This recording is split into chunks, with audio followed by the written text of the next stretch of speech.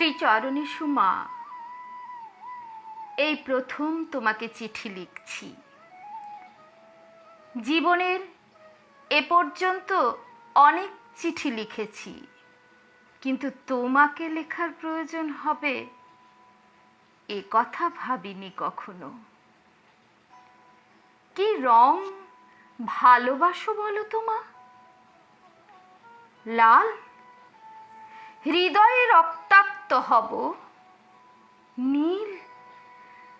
সারা আকাশ ঢেলে দেব তোমার পায়ে। সবুজ? ঘাসে পা ফেলবো না। কালো? ঘরে আলো জ্বালবো না।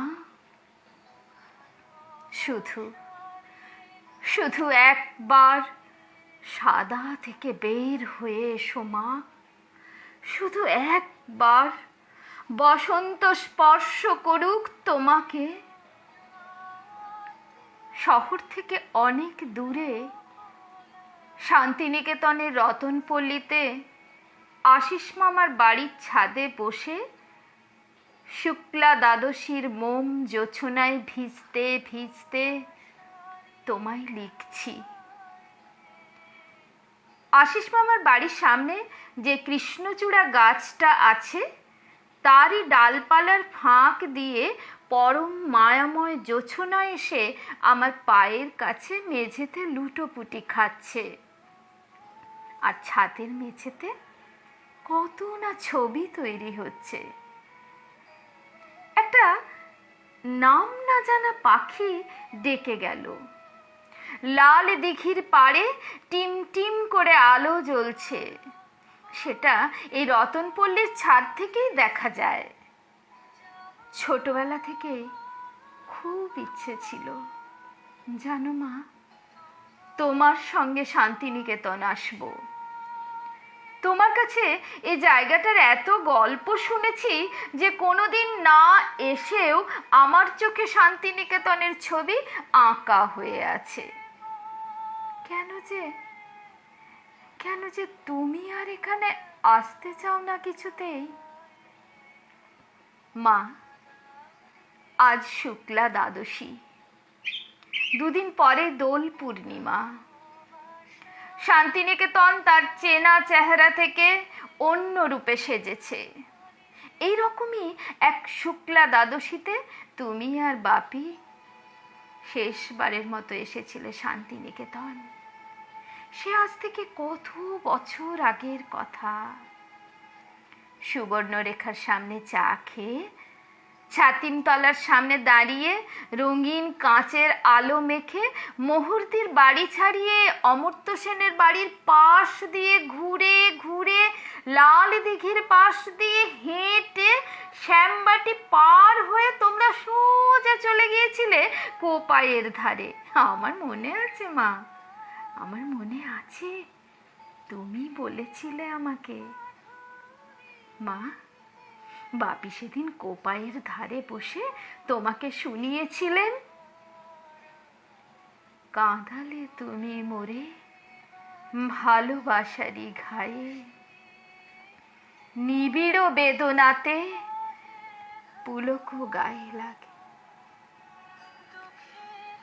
তুমিও খুব ভালো গাইতে মা গানটা।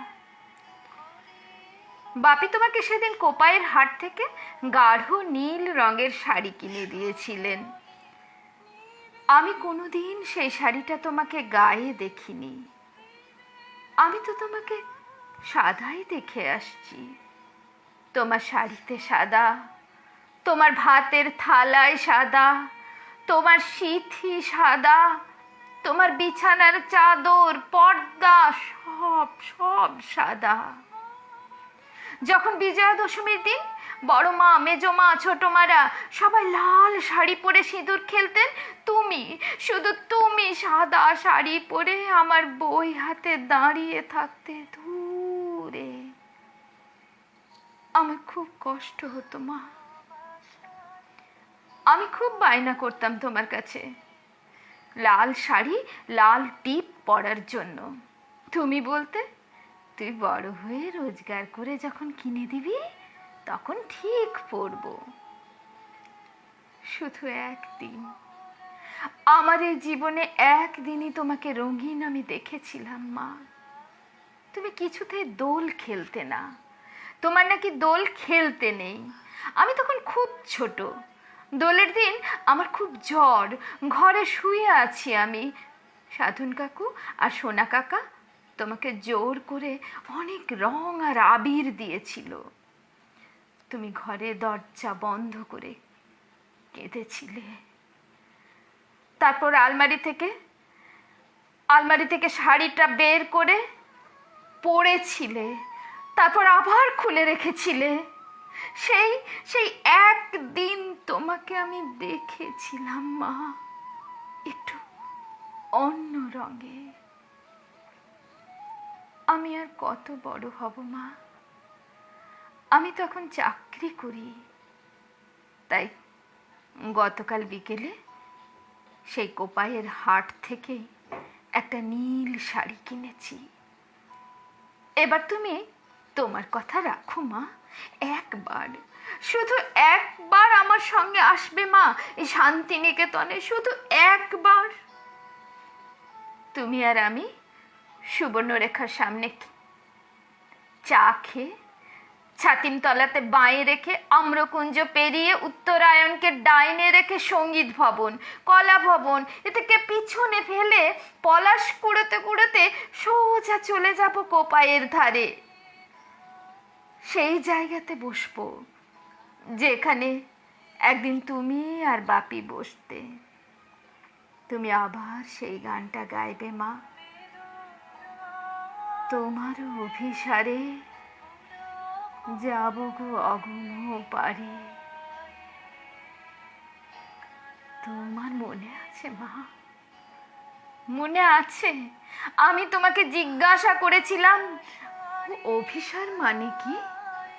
তুমি বলেছিলে যাওয়া, কিন্তু ততটা যাওয়া নয় যতটা মনে মনে যেতে চাওয়া।